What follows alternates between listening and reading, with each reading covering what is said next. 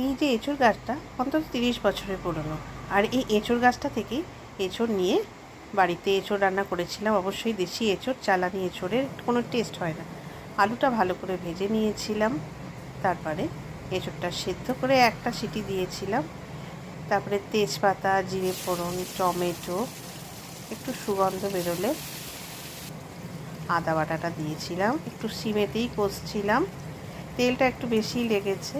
আচ্ছা, এই লাল রঙটা হচ্ছে চিনি। সম্প্রতি স্বাস্থ্যের কারণে চিনি খাওয়া ছেড়ে গুড় খাওয়া ধরেছি।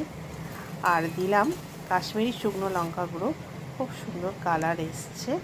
এবার সাবধানে এঁচোড়টা জল ছেঁকে নিয়ে কড়াই কষতে দিলাম। তারপর এক এক করে দিয়ে দিলাম ভাজা আলু।